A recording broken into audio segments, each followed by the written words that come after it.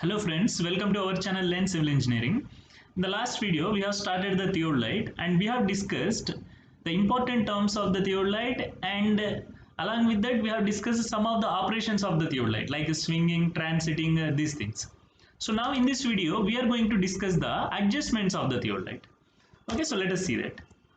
So basically there are two types of adjustments. Okay, one is the temporary adjustments and another one is the permanent adjustments. Okay, so there are two types of adjustments in the theodolite. First is temporary adjustments, second one is the permanent adjustments. So first let us see the temporary adjustments. So now there are totally four temporary adjustments. First one is setting up the instrument. So what is setting up the instrument is, suppose a station A is there. At that station, first what we have to do is we have to spread the tripod. Okay, we have to spread the tripod, and after spreading the tripod, instrument is placed over the tripod.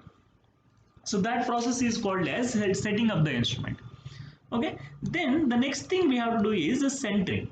So what is centering is basically, I told that instrument rotate about the vertical axis in the horizontal plane. Okay, so about the vertical axis, instrument rotates in the horizontal plane.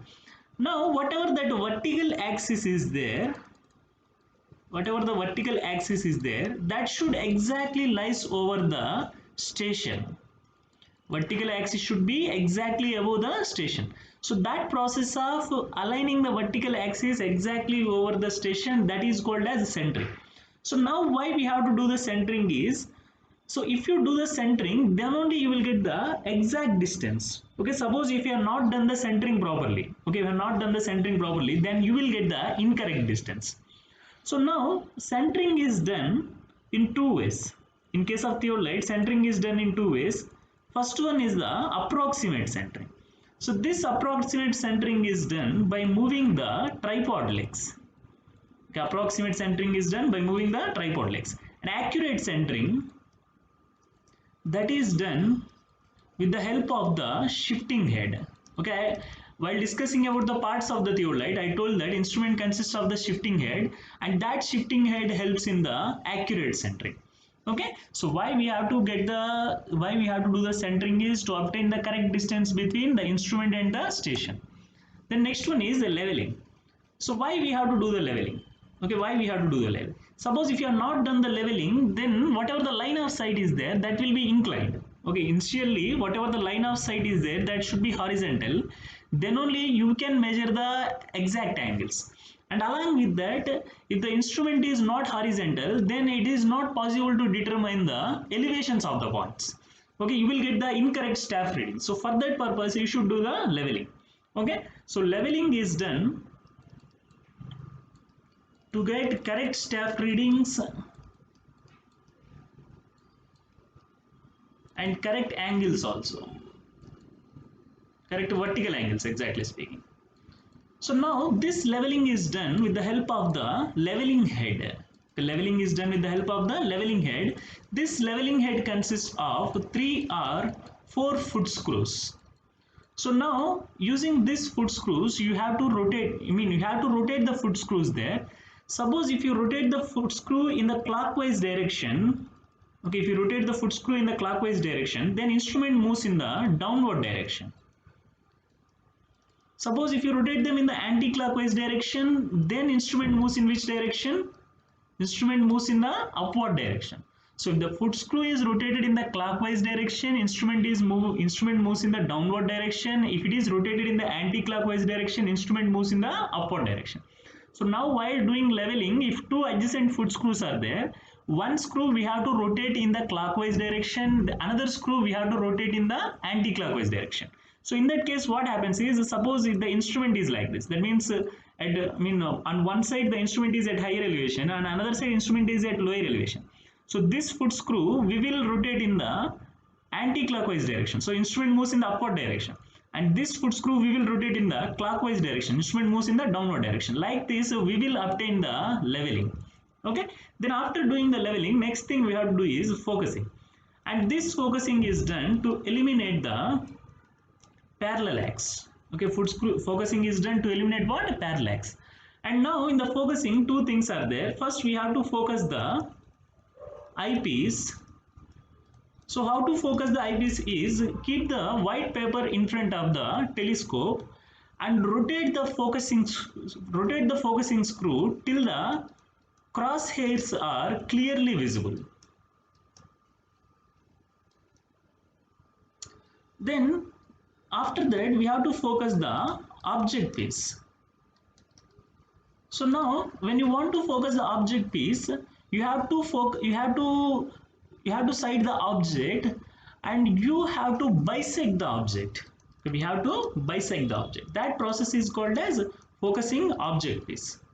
So now if you do focusing of eyepiece and focusing of object piece, then what happens is we will eliminate the parallax and we will get the correct readings. So these are the 4 temporary adjustments we have to do in the theodolite. And next one is the permanent adjustments. So before discussing this permanent adjustments, in the last video we have seen what is this Trunnion axis. Trunnion axis means nothing but horizontal axis.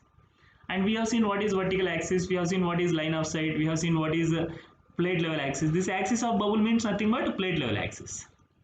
So these things we have seen in the last video. Okay, suppose if you have not watched the last video, the link was given in the description, you can watch that. So now let us see the permanent adjustments. So for these permanent adjustments, totally we have to, permanent adjustments has to be done using this 6 test. So this 6 test has to be done in the same order. You should not change the order of the test. You have to conduct the test in the same order, and you have to do the adjustments. You have to do the permanent adjustments. So first you have to do the plate level axis test.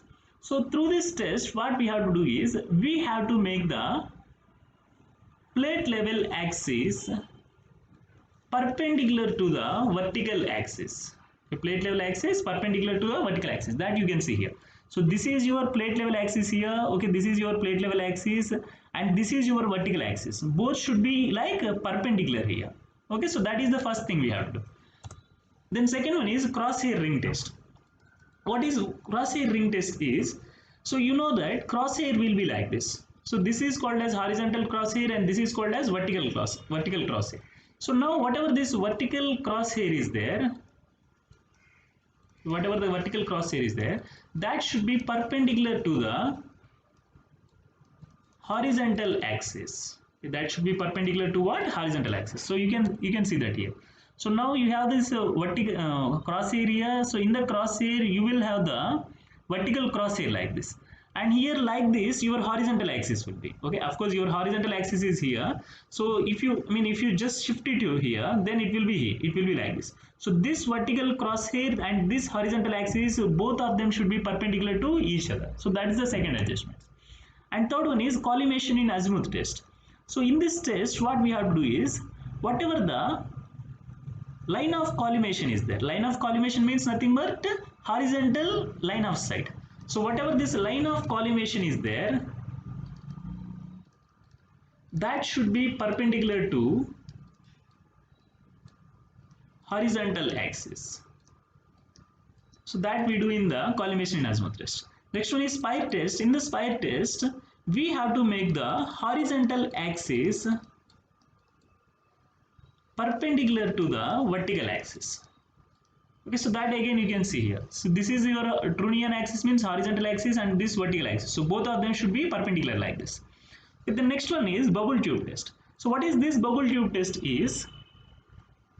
Okay, so now whatever this telescope is there, on this a bubble tube will be there. Okay, and when the line of sight is horizontal, okay, when the line of sight is horizontal like this, then bubble in the bubble tube should be exactly at the center. Okay, so that is what we have to check in the bubble tube test. So in the bubble tube test, what we have to check is when the instrument is horizontal, bubble should be at the center. Next one, vertical arc test.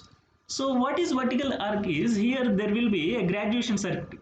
What is vertical arc test is, here there will be a graduation circle like this. So now this graduation circle is used to determine the vertical angles. So whenever the instrument is horizontal, what should be the reading in the vertical circle? That should be 0. Why? Because when the instrument is horizontal means vertical angle is 0. So in the vertical arc test, what we have to observe is, when the instrument is horizontal, reading in vertical circle should be 0. The instrument is horizontal, reading in vertical circle should be 0. So that's what we have to check in the vertical arc test. So this 6 tests we have to conduct in the order and we have to do the permanent adjustments. So next one is the operations of the theodolite. So basically theodolite consists of two screws here. One is the upper clamp screw and another one is the lower clamp screw. Now if both the screws are clamped, that means if both the screws are tightened, then both upper and lower plate doesn't move. That means even if you rotate the theodolite, then these plates will not move then. And the second condition is upper clamp screw is unclamped. That means this screw is released and lower clamp screw is clamped. Then in that condition only this plate will move, right? Okay, whatever the lower clamp screw is there, that is fixed. So lower plate will not move here. Only upper plate moves because upper clamp screw is unclamped. Then next condition is upper clamp screw is clamped and lower clamp screw is unclamped. Okay, see this condition, lower clamp screw is unclamped here. So in this condition what happens is actually speaking only lower plate should move and upper plate should not move because upper clamp screw is clamped here. But that's not the condition in the theodolite. Because whatever in this condition, that means when the upper clamp screw is clamped and when the lower clamp screw is unclamped, both the plates will be in contact with each other. Okay, both the plate will be contact in each other and they act together. Because of that, in that condition, both the plate moves together. Okay, so these are the operations of the theodolite. In the next video, we will see how to determine the horizontal angles and how to conduct the trigonometric leveling. If you like this video, please share it to your friends and please subscribe to our YouTube and Telegram channel. Thank you.